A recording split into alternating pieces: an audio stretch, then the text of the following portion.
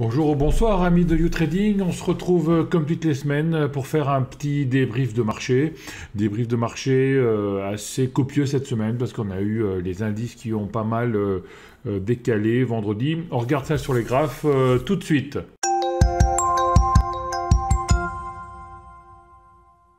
On va donc commencer par le SP500, comme d'habitude, les US, l'indice directeur. On commence en weekly, comme d'habitude, on fait un petit rappel en arrière. Le creux en V du Covid et depuis une hausse continue. On voit bien ici M7, bol supérieur, M20. De temps en temps, on se fait des petites frayeurs, on revient chercher la M20. Mais on voit que vraiment tous les replis sont achetés. Acheter ici la M20, acheter ici la M7, acheter ici la M20, les M7. Là, on a fait petit, un petit excès baissier sur la M20, non croisement haussier pour aller rechercher les plus hauts du mois d'août. Et puis là, cette semaine, grand chandelier rouge qui vient se bloquer sur la M7. Donc rien à craindre encore. Vous avez vu, on est venu chercher la M20 une fois, deux fois, trois fois, quatre fois pendant tout ce temps-là. Donc depuis septembre 2020. Et là, on a encore un support à 4550 en weekly. La M20 ici. Apparemment, pas trop de soucis pour l'instant. On verra quand même cette semaine. En daily, qu'est-ce que ça donne? Donc en daily, on avait ce canal haussier depuis novembre 2020 qu'on travaillait, canal borne supérieure, borne inférieure. On faisait un bord à bord, mais c'était quand même franchement haussier. On avait une alerte ici, on avait cassé en septembre 2021 avec une petite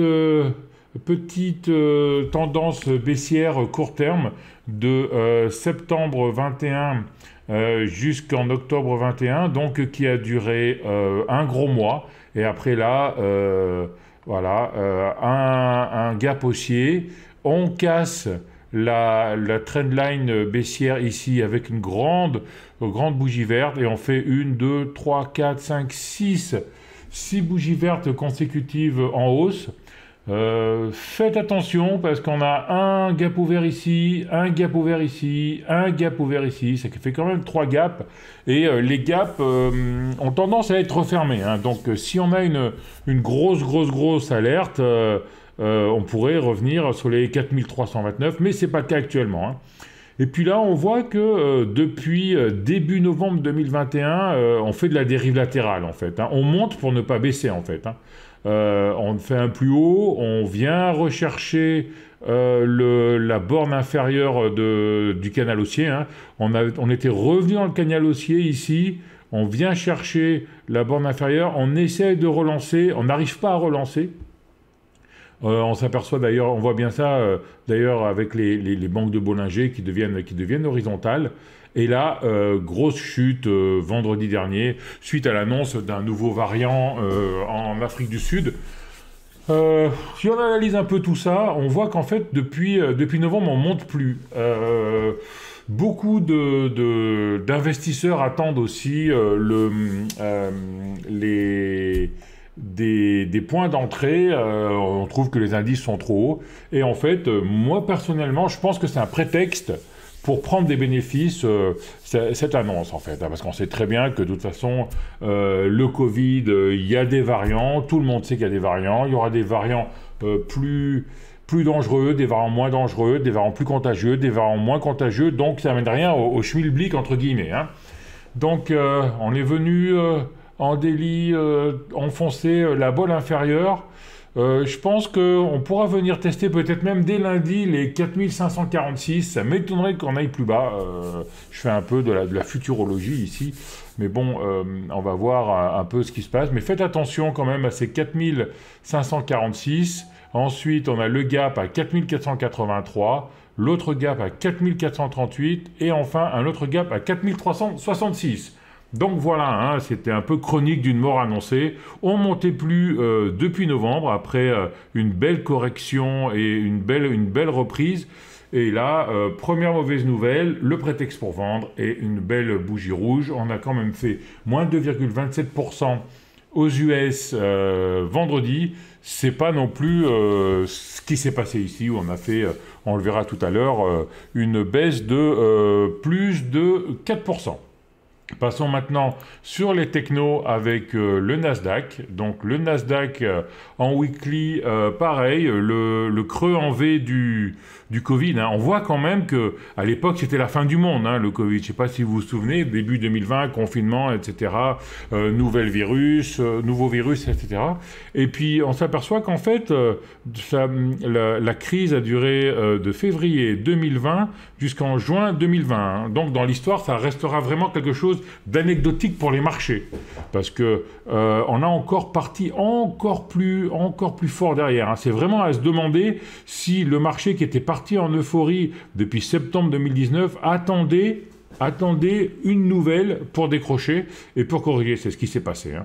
Et donc après une impulsion, une petite consolidation, une autre impulsion, une petite consolidation, une tasse avec anse, une autre impulsion, une consolidation, et là une autre impulsion qu'on avait fait. On avait touché des plus hauts cette semaine, hein, des plus hauts historiques même à 16 765. Et là, la grosse bougie rouge qui ne dit rien, hein, qui ne dit rien. C'est un avalement baissier, mais on n'a pas cassé ni la M7, ni la M20, ni le dernier support, ni le support des 14 000. Donc c'est vraiment une première alerte. On verra ce qui va passer cette semaine. Restez prudents quand même, hein, mais pour l'instant, rien à craindre. En daily, qu'est-ce qui se passe? Que se passe-t-il? En daily, c'est un peu comme le SP. On avait la tendance haussière, on a cassé la tendance haussière ici en septembre. Une petite dérive baissière, rebondit, sortie de ce petit canal haussier court terme, avec un gap aussi ici. On a travaillé un peu le dernier gap ici à 15 553. Finalement, on l'a fermé. On est revenu chercher le bas de la trendline haussière. Un pullback, voilà. Et puis, c'était le 22 novembre. Le 22 novembre, une première alerte baissière ici. On n'a pas réussi à confirmer le retour dans la tendance haussière. Et après 3 jours où on était un peu dans l'incertitude, hein, une incertitude, un petit avalement haussier, et puis là un avalement baissier dû aux news sur le nouveau variant. On a les points à surveiller, donc pour un rebond, si on fait un rebond express lundi, ça pourrait être les 15 900. Ou alors, ensuite, on pourrait venir chercher les plus hauts du 8 septembre, qui était à... Attendez, j'arrive pas à le tracer, voilà. Qui était à 15 669. Par contre, là, en daily, on a cassé la M7 qui commence à devenir baissière, la M20 qui devient plate, les bandes de Bollinger qui s'aplatissent. On pourrait aller sur une petite dérive latérale ici, hein, même si moi je reste très optimiste pour la fin de l'année. Au niveau chartiste, les 4 jours consécutifs de baisse là sont quand même pas jojo. Hein. Donc faites attention, ne prenez pas de risques, mais tant qu'on n'aura pas cassé les derniers plus hauts de 15 660, c'est juste une consolidation. Hein.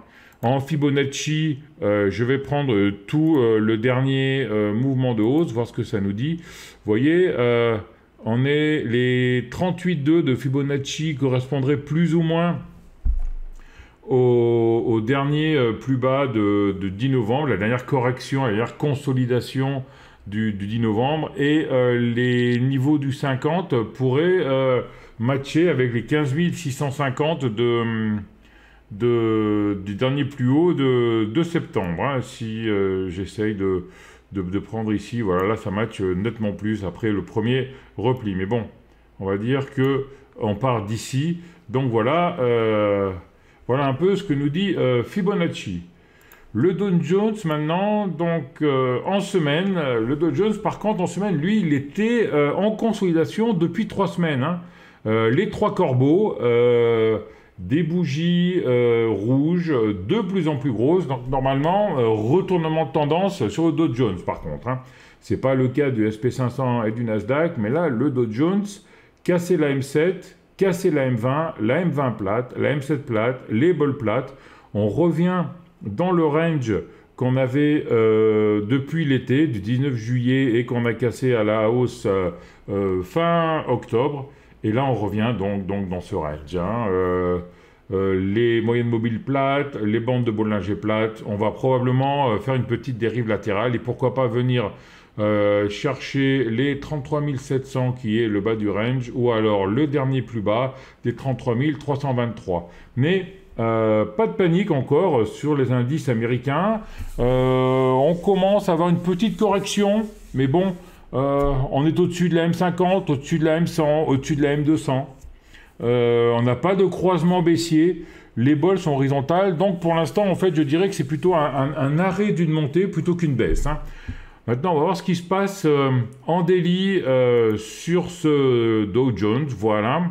Donc, on voit bien que depuis 3 semaines, on avait fait un plus haut, un bébé, une étoile du soir ici. Hein.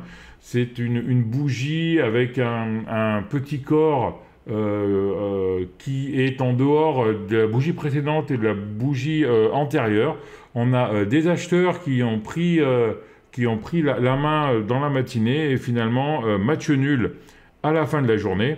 Et le lendemain, les vendeurs qui prend très fortement la main, et tout ça en plus sur un support. Hein. Donc on a une figure de retournement sur une résistance, sur une résistance, même de dire sur une double résistance en fait, hein, sur le biseau haussier, sur le biseau que l'on avait ici, biseau baissier, hein, c'est un biseau baissier ça.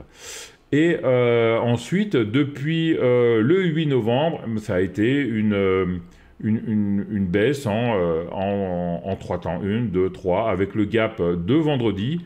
En daily, on est venu chercher la M50, la M100, on est entre la M100 et la M200.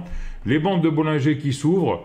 Faudra voir ce qui se passe le mardi, mais là, on commence à être dans une petite tendance court terme baissière en daily. Hein. Donc le Dow Jones en weekly est neutre, mais en daily, par contre, commence à être baissier court terme. On va peut-être commencer à dessiner, mais à confirmer par la suite, hein, peut-être un canal baissier. Ça, c'est très anticipé, tout ça. Voilà. Et si je prends la mèche ici, et on va voir si on arrive à sortir un peu de ce tout petit canal. On voit que l'on a cassé ici le plus haut du 27 septembre et on est venu fermer le gap à 34 900 points. Donc très important ce gap fermé ici. Ça va peut-être nous bloquer la baisse. Hein. On verra ce que ça donne la semaine prochaine. J'enlève quelques tracés pour rendre le graphe plus fluide. Voilà. Maintenant, nous allons revenir en Europe. On va commencer par le CAC. Donc le CAC en semaine. Donc on repart comme au début sur le creux en V du Covid. Hein. Donc là, on voit bien que le creux en V du Covid en Europe a été beaucoup plus marqué que le creux en vide sur les US. Hein. Et ensuite, on a un peu tardé à passer ce plus haut du Covid. On l'a dépassé, le plus haut du Covid, le 29 mars 2021. Donc en fait, la crise du Covid, pour faire ce creux en V, on a mis 1 an. Hein. Et ensuite, on a repassé un dernier plus haut, qui était le dernier plus haut des subprimes 2008. Donc là, on a mis près de 13 ans pour dépasser ces derniers plus hauts. On est venu retravailler ça 2 fois. Et là, une grosse hésitation depuis l'été. Hein. Depuis l'été, en fait, on monte, on descend, on monte, on descend. Les bandes de Bollinger qui sont horizontales, on pense c'est une petite pause dans cette montée quand même. Hein. Et puis là, on avait fait une belle sortie haussière avec un gap d'ailleurs. Au début du mois, voilà, on était 1, 2, 3, 4, 5, 6, 7 semaines vertes. Et puis là, par contre, on voit un gros avalement baissier. Alors qu'aux US, on peut voir que cet avalement baissier ou que cette bougie baissière n'est pas très grosse. En Europe, que ce soit sur le CAC et on verra plus tard sur le DAX, c'était vraiment une très grosse bougie, un marabouzu. On a ouvert presque au plus haut et on a fermé presque au plus bas. Donc, si on regarde cette bougie, on pourrait penser qu'on est descendu toute la semaine, avec moins 4,75 sur la journée du vendredi. Et on est venu se poser sur la M20. Donc là, on avait une reprise non croisement haussier M7, M20 en semaine pour la sortie du range. Et là, on est venu chercher la M7, venu chercher la M20 et on est venu se reposer dessus. Donc, on va voir ce qui va se passer la semaine prochaine. Mais on a déjà touché une première target. En daily maintenant. Donc, voilà, en daily, on a la sortie du range ici. Mais on voit que depuis le 17 novembre, on ne montre plus. Hein. Même depuis le 17 novembre, on consolidait, on était en correction, voilà, on était venu chercher la M20, on rebondissait tranquillement sur la M20, faire une petite consolidation. On pouvait s'attendre ici, avec la petite bougie verte du jeudi, peut-être d'un non-croisement haussier qui nous aurait fait retrouver les plus hauts du 19 novembre, mais non, mauvaise nouvelle, avec un gros gap baissier, on est venu chercher la bolle, on a ouvert, la bougie n'est pas si grosse que ça, hein, par rapport à la chute, hein. On a fait moins 4,75% et on est venu se poser sur la M100. La M100, si on regarde bien un peu l'historique, on était venu se poser dessus aussi en juillet 2021. Et on avait la même structure. Hein. En juillet 2021, on a eu un gap, une grosse bougie baissière, et on est venu poser sur la M100. On va voir. C'était une journée où on avait fait également moins 3,2%. Et si je ne dis pas de bêtises, c'était pour la sortie d'un variant Covid aussi. Hein. Donc on avait fait une journée sortie du variant Covid. Et le lendemain, on était rebondi sur cette M100. Hein. Et là, ce serait bis repetita placent. On verra un peu ce qui va se passer. Mais quand même, la M20 était venue retenir une fois ici, avait été beaucoup travaillée ici dans cette dérive latérale. Et là, quand même, faites attention, le gap. On va voir ce qui va passer cette semaine. Le DAX, maintenant. Donc, le DAX, lui... il n'est pas beau. Et il n'est pas beau depuis pas mal de temps. Hein. Je vous en avais déjà parlé il y a 2-3 semaines. Hein. On n'arrive plus à faire des plus hauts. Depuis le mois d'avril, en fait, on monte pour ne pas descendre. Hein. On fait des toutes petites bougies journalières, on fait des toutes petites hausses, on a des grosses hésitations, des bougies avec des longues mèches. On a quand même réussi à faire un plus haut au mois d'août, qu'on avait réussi à redépasser la semaine dernière, mais là, gros avalement baissier. Et on est venu chercher presque la M50, on a cassé la M7, on a cassé la M20, on est venu presque chercher la M50 et on va peut-être revenir sur le support du mois de mai en fait qui a pas mal marché au mois d'octobre. Mais en fait, si on revient sur ce support, ça veut dire que depuis le mois de mai, on n'aura rien fait. Hein. On monte pour descendre. Hein. Donc en fait, en une journée, on a presque effacé tous les gains depuis le mois de mai. Voilà. Ça, c'est en semaine. En daily, maintenant, En daily, donc on voit ce range que j'avais matérialisé en weekly depuis le mois d'avril, mais là j'ai vraiment plus peaufiné en daily depuis le mois de juin. Depuis le mois de juin, c'est vraiment de la dérive latérale, hein. On monte pas, on descend pas. Nous, notre robot de trading a beaucoup perdu pendant cette période, hein. On a un robot de trading qui fait de la suivi de tendance. Et là, vraiment, ça n'a pas été facile, hein. Un jour une hausse, un jour une baisse, des petites bougies, les bandes de Bollinger qui sont horizontales, des longues zones de congestion ici. Là, on sort, mais on sort pas.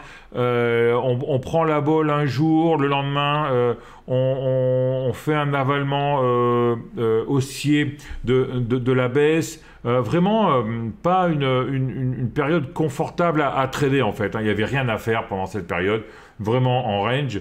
On s'était fait une petite frayeur ici le 5 octobre, on était venu chercher le plus bas du 13 mai, on a méché dessus, belle bougie de retournement sur support, donc bougie de retournement sur support doublement importante, et à partir de là, on a commencé à faire une hausse, on est venu travailler un peu le haut du range, et finalement on a réussi à sortir pour faire un nouveau plus haut le 18 novembre, hein, mais vraiment un nouveau plus haut. Ça n'a pas été facile, hein. On a fait 16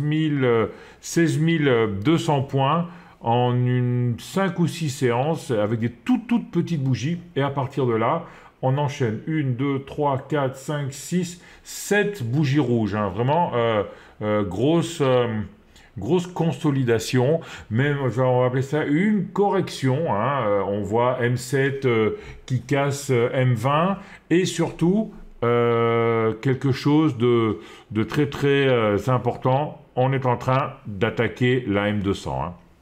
Donc la M200, pour les adeptes de la M200, c'est vraiment la tendance, hein. Quand on casse la M200, on casse la tendance. On était venu la casser ici le 6 octobre, mais on avait fait une bougie de retournement dessus, on l'avait méché dans la journée, on avait presque fini dessus, on était reparti, refait un pullback avant d'avoir ce nouveau scénario haussier. Mais là, on l'a vraiment cassé, on a ouvert dessus, on a eu une réaction. D'ailleurs, les acheteurs ont pris la main. Tous les acheteurs sont rentrés sur cette M200 à 15 387 pour faire remonter les cours. Si on passe sur le 1 heure, voilà ce que ça donne. Le 15 387 est ici. Donc, on ouvre dessus. La première heure, 1, 2, 3, 4, 5, 6 heures au rebond. Et puis après, rien à faire, hein. L'annonce l'annonce du Covid a pris le dessus sur les acheteurs. Les vendeurs ont repris la main. Les acheteurs ont probablement vendu ce qu'ils avaient pris ici. Et pour finir, au plus bas, hein, encore plus bas que le plus bas de la première heure, hein. Donc revenons sur le daily. Comme ce que je vous disais, on casse la M200, c'est très important. Il faudra faire attention cette semaine pour voir ce qui se passe. On surveillera les 15 000 points, seuil psychologique qui correspond plus ou moins au bas du range qu'on a connu pendant cet été. Plus, pourquoi pas, une mèche sur les 14 800. Si on casse les 14 800 sur le DAX, là, on sera vraiment rentré dans un marché baissier. On va voir ce que ça donne, mais bon, comme on peut voir, c'est un peu comme sur les autres indices, hein. On n'a pas la nouvelle nous a pas pris à froid, hein. Les indices, les investisseurs, ça faisait déjà quelques journées où on avait des prises de bénéfices. Donc, et en plus, c'est ça, hein, un indice qui corrige. Beaucoup d'investisseurs attendaient un plus bas pour pouvoir rentrer, etc. Beaucoup attendaient une chute de 20% ou quelque chose comme ça. 20%, on va voir ce que ça donnerait par rapport au plus haut. Donc 8, 12, Voilà, on pourrait se retrouver par ici. 20%, ce serait ce serait presque le plus haut du Covid, hein, les 20%. Le 20%, ce serait 15% l'avant Covid et la reprise, la sortie du creux en V qu'on a pas mal travaillé ici, ce serait les 20%. Dans un scénario un peu plus catastrophique, on voit ici une grosse zone qui a été travaillée ici, voilà, entre là et là, qui a été travaillée pendant de nombreux mois, qui a été travaillée de juillet 2020 jusqu'à décembre 2020, donc pendant toute la fin 2020, quand on pensait que tout allait reprendre, mais on pensait déjà au reconfinement, aux différentes variantes qui pouvaient venir. On était venu chercher la M200 ici, on était revenu rechercher la M200 ici, qu'on avait méché en octobre 2020 pendant 1, 2, 3, 4, 5 ou 6 séances. Remécher ici une fois la M200 et là on est en train de la remécher encore une fois. Donc faites attention, le DAX lui n'est pas vraiment en bonne position. Je vous le disais déjà depuis quelques semaines, le DAX n'est pas beau et donne beaucoup plus d'alertes que les autres. Grosse correction donc vendredi, grosse correction qui a profité aux valeurs Covid. Donc les valeurs Covid, en France, il y a les vaccins avec Valneva et les tests avec Novacite, Biocinex, Alers, Eurofin, etc. etc. Je vais m'attarder sur Novacite, hein, donc Alnov qui est spécialiste des tests, qui fait des tests anti-Covid. Et là, quand on voit le diagramme daily, alors elle est passée de 0,2 à 14 euros pendant cette crise du Covid. Et puis finalement, après, quand on a commencé à trouver les vaccins, en janvier 2021, là vraiment une des chutes en weekly, une descente aux enfers. Ils n'avaient pas bien digéré et bien capitalisé cette hausse. On pensait qu'ils allaient faire des opérations de croissance externe, de profiter de toute cette trésorerie et finalement rien n'a été fait. Donc voilà, on est venu rechercher la M200 et là 2 semaines de suite. On a fait un gros rebond sur cette M200, donc je vous rappelle, la M200 qui est la tendance. Donc en fait, là, une tendance baissière moyen terme, on venait taper la ligne de tendance long terme, et là, on a rebondi dessus. Belle bougie weekly, et on est revenu chercher le dernier rebond à 5,25,8 presque, hein. En daily, qu'est-ce qu'on peut voir? Nous pouvons voir donc un petit rebond ici, une consolidation de ce petit rebond, hein. Donc en fait le rebond c'est plutôt une consolidation de la baisse. On reprend la baisse et là avec les recrudescences du Covid, etc. Évidemment ça a profité à un peu toutes ces actions typées Covid.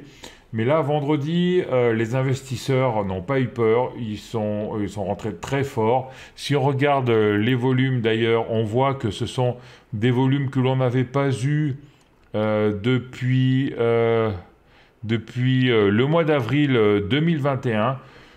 On est arrivé sur la M200, je pensais que là, il allait avoir un petit arrêt en disant que quand même la M200, c'est une grosse résistance, et puis non, c'est passé tout droit. Il n'y a eu aucune hésitation et on a presque fini au plus haut, hein. Donc retour des valeurs Covid. Je vous ai présenté Novacite, mais j'aurais pu vous présenter Eurobio, Biocinex, Eurofin, qui ont fait la même bougie ces derniers jours et surtout ces dernières journées. Valneva aussi, qui prépare des vaccins, qui est en phase 3, qui va bientôt sortir son vaccin, a pleinement profité de l'état anxiogène de l'annonce du nouveau variant en Afrique du Sud. Voilà, amis du trading, c'est ce que je pouvais vous proposer cette semaine sur les analyses des graphes. Faites attention, même si, bon, apparemment, il y a rien de neuf dans les nouveautés. Ça semble plutôt être un prétexte pour prendre des bénéfices. On va voir jusqu'où va aller cette prise de bénéfices. Mais pour l'instant, pas de panique. Donc, comme d'habitude, si vous avez aimé, mettez un pouce bleu, laissez des commentaires, ça aide la chaîne. Et abonnez-vous à la chaîne et faites sonner la cloche. Merci, ciao à tous, bonne semaine.